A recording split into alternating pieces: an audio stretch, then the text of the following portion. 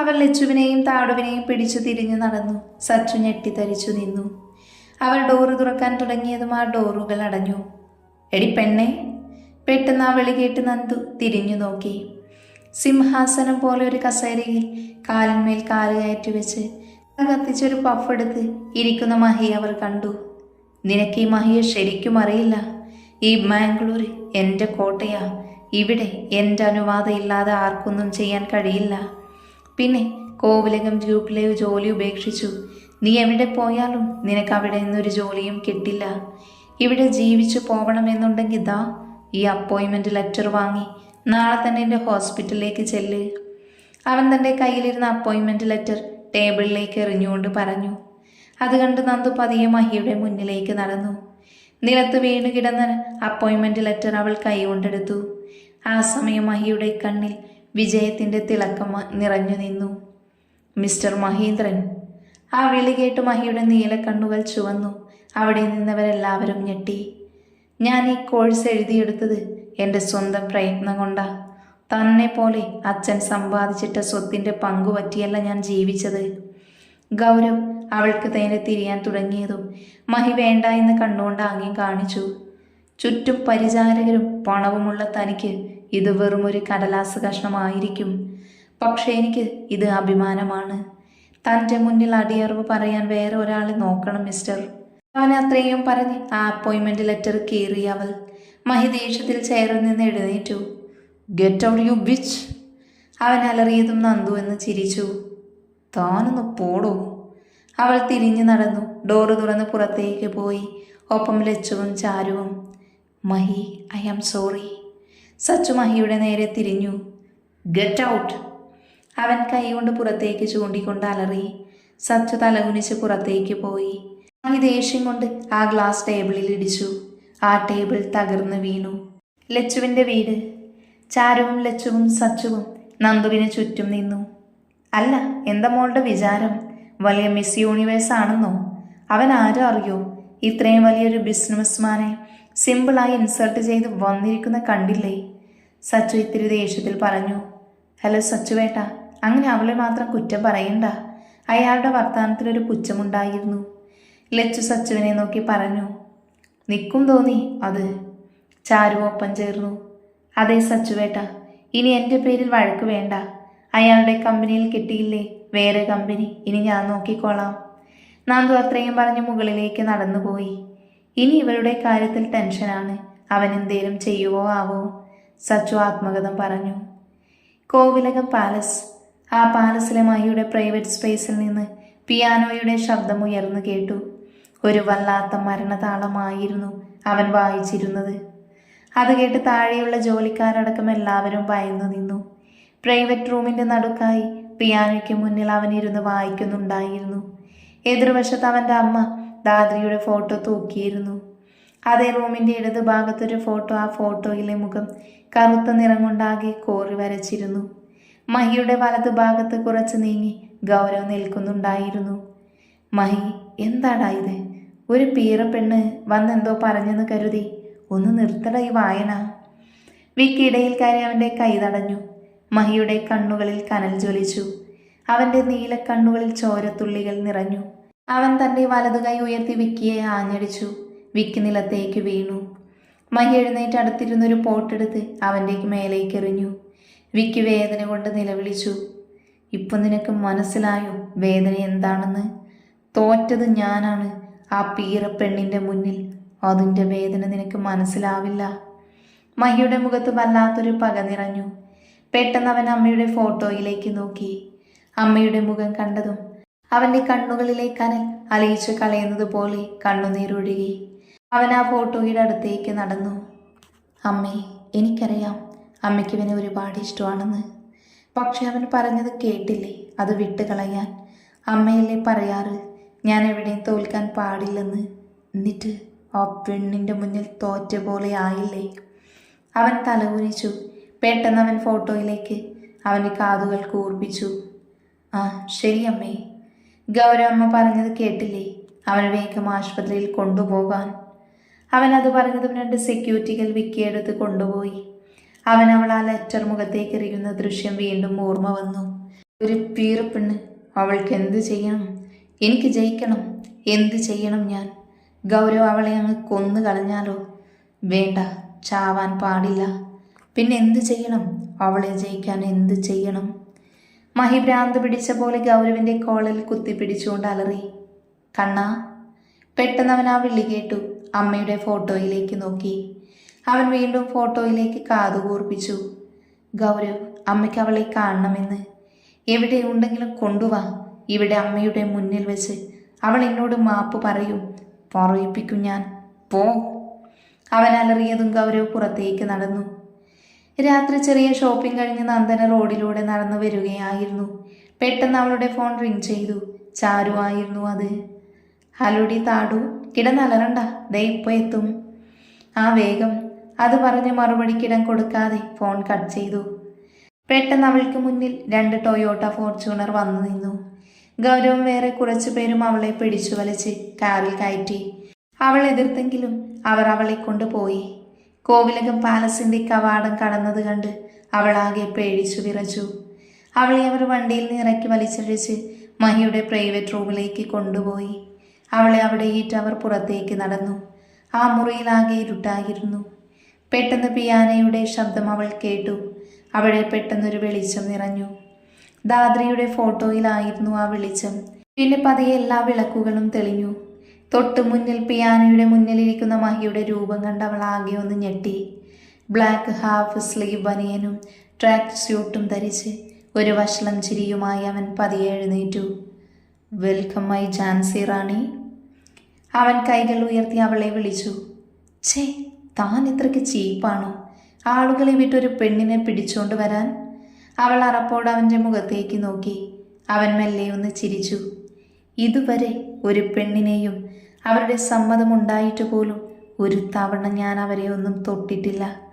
ഇപ്പോൾ നിന്നെ ഇവിടെ കൊണ്ടുവന്നതിൻ്റെ ഉദ്ദേശം അതല്ല. രാവിലെ എന്നെ മുന്നിൽ ജയിച്ചതുപോലെ ഇറങ്ങിപ്പോയില്ലേ? തോൽക്കാൻ എനിക്ക് അറിയില്ല. സോ എനിക്ക് ജയിക്കണം. അതിനിതാ, അത് എൻ്റെ അമ്മയാ. ആ അമ്മയുടെ കൺമുന്നിൽ നീ എൻ്റെ കാലിൽ വീണ് മാപ്പ് പറയണം. അവൻ ആ ഫോട്ടോയിലേക്ക് ചൂണ്ടിക്കൊണ്ട് പറഞ്ഞു. ഇല്ല, ഞാൻ പറയില്ല. നിന്റെ മുന്നിൽ തോൽക്കാൻ എനിക്ക് മനസ്സില്ല. അവൾ വീണ്ടും ഉറച്ചു പറഞ്ഞു.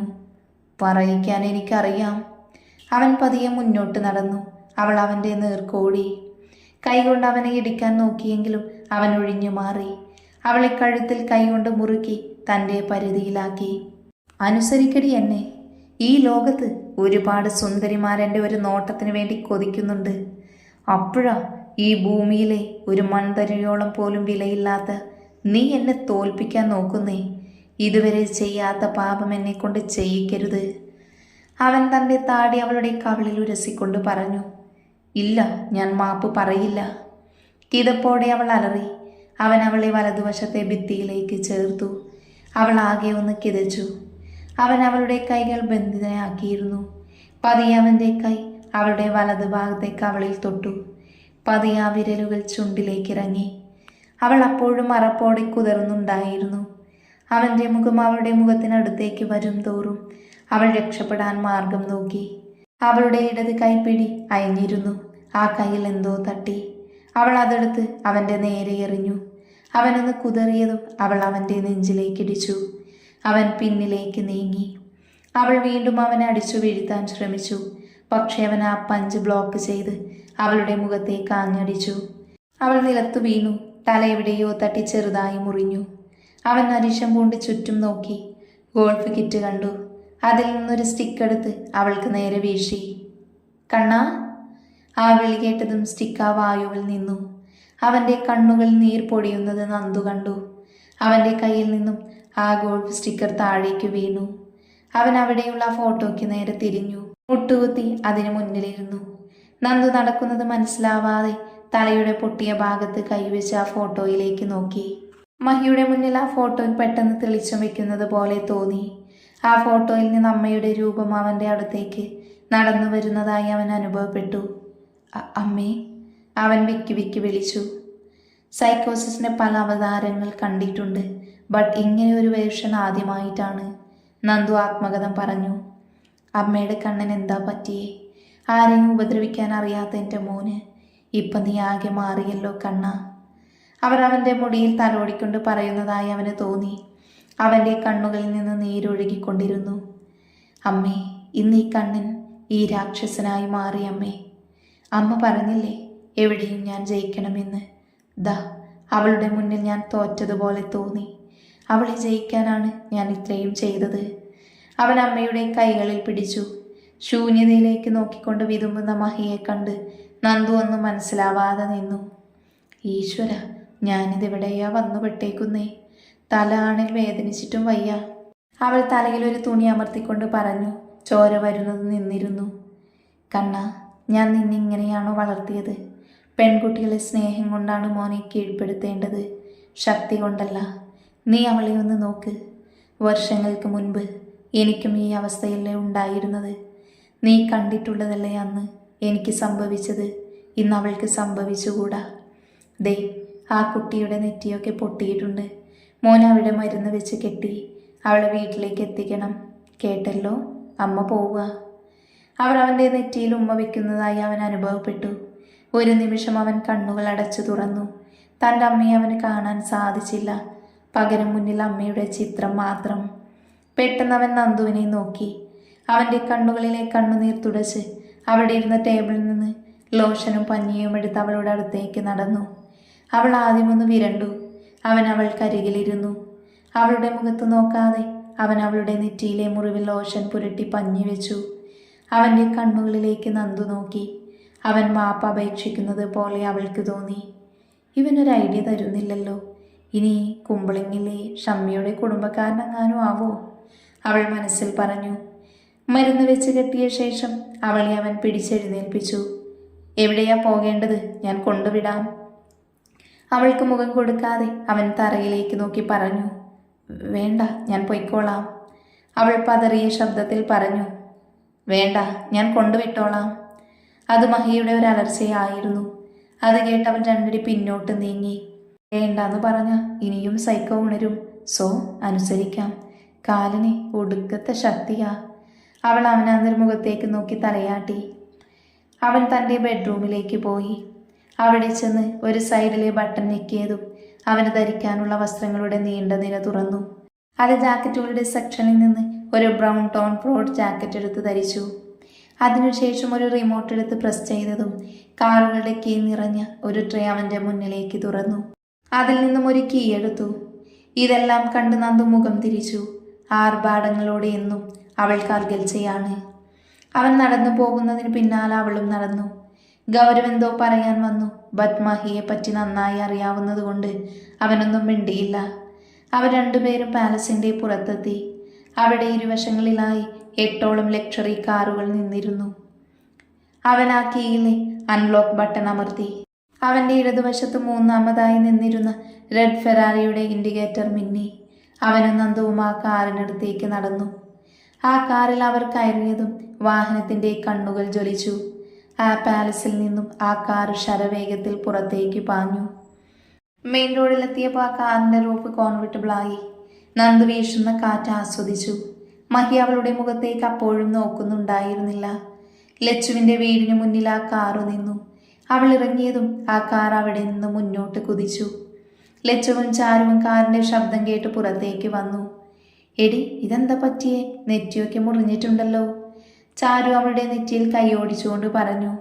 ഡി താടു, ആ മഹിക്ക് ഭ്രാന്താടി. അവൾ ഉച്ചത്തിൽ അത് പറഞ്ഞതും ചാരു അവളുടെ വാപൊത്തി. എന്തുണ്ടെങ്കിലും അകത്ത് പോയി സംസാരിക്കാം, മോള് വന്നേ. ലച്ചുവും ചാരുവും അവളെ അകത്തേക്ക് വിളിച്ചുകൊണ്ട് പോയി. നന്ദു അവരോടെല്ലാം വിശദമായി പറഞ്ഞു. ഷോ, എന്നാലും കണ്ടാ പറയൂ ആളൊരു സൈക്കോ ആണെന്ന്. അല്ല, അതിപ്പോൾ എല്ലാ സൈക്കോയും അങ്ങനെയാ. ഇപ്പം തന്നെ നമ്മുടെ ഹരീന്ദ്രൻ വൻമാൻ ഷോലെ, പിന്നെ ഷമ്മി, ഇവരൊക്കെ എങ്ങനെയാ? താടു തലയിൽ കൈവച്ചുകൊണ്ട് പറഞ്ഞു. അല്ലടി, എന്നിട്ടും ഒന്നും നടന്നില്ലേ? ലച്ചുവിൻ്റെ ആ ചോദ്യം കേട്ട് കുടിച്ച വെള്ളം ഇറക്കുന്നതിന് മുന്നേ നന്ദു പുറത്തേക്ക് തുപ്പി. എന്താ അലവലാതി അടിനീ? അവളുടെ ഒരു അന്വേഷണം. അവൾ ലച്ചുവിനെ നോക്കി കണ്ണുകൾ ഉരുട്ടി. ഒരു കൗതുകം, ലച്ചു പല്ലളിച്ച് കാണിച്ചുകൊണ്ട് പറഞ്ഞു. മോളെ, കൂടുതലങ്ങ് കൗതുകക്കല്ലേ, പിന്നെ ചുമരീന്ന് വടിച്ചെടുക്കേണ്ടി വരും. നന്ദു അത് പറഞ്ഞതും ലച്ചു നടങ്ങി. നന്ദു, നീ പോയി കിടക്ക്, നമുക്ക് നാളെ ബാക്കി പറയാം. താടു അവളെ മുകളിലേക്ക് പറഞ്ഞു വിട്ടു. സ്റ്റെപ്പുകൾ കയറുമ്പോഴും നന്ദുവിൻ്റെ മനസ്സിൽ മഹിയെക്കുറിച്ചുള്ള സംശയങ്ങളായിരുന്നു. ഇതേ സമയം മഹി തൻ്റെ പാലസിലെ റൂമിൽ കിടന്നുറങ്ങുകയായിരുന്നു. അവൻ ബെഡിൽ അങ്ങോട്ടും ഇങ്ങോട്ടും തിരിഞ്ഞു മറിഞ്ഞും കിടന്നു. അവൻ്റെ മനസ്സിൽ ചോരയിൽ കുളിച്ചു കിടക്കുന്ന അമ്മയുടെ മുഖം, തൻ്റെ കുഞ്ഞു പ്രായത്തിൽ മുഖത്തേക്ക് ചീറ്റി വീണ ചോരത്തുള്ളികൾ, ഒപ്പം നന്ദുവിൻ്റെ മുഖം. പെട്ടെന്ന് അവൻ്റെ മനസ്സിലേക്ക് വിക്കിയുടെ മുഖം വന്നു, ചോരയിൽ നിറഞ്ഞ അവൻ്റെ മുഖം.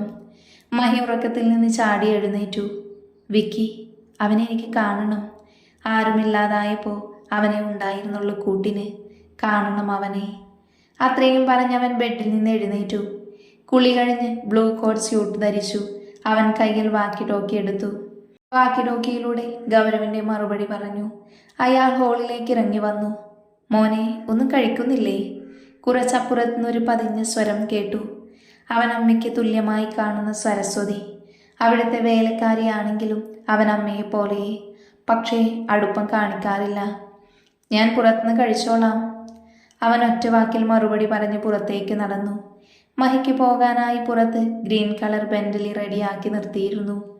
മഹി ഡ്രൈവറോട് പുറത്തേക്ക് ഇറങ്ങാൻ കൈകൊണ്ട് ആംഗ്യം കാണിച്ചു. മഹി ഡോറ് തുറന്ന് കയറാൻ തുടങ്ങിയതും പിന്നിൽ നിർത്തിയ കാറിൽ കയറാൻ നോക്കിയ ഗൗരവിനെ അവൻ വിളിച്ചു. No, security record, I am going alone. Mahi അത്രയും പറഞ്ഞ മുഖത്ത് കൂളിംഗ് ഗ്ലാസ് ധരിച്ച് കാറിലേക്ക് കയറി. ആ കാറ് റോഡിലൂടെ കുതിച്ചു കയറി.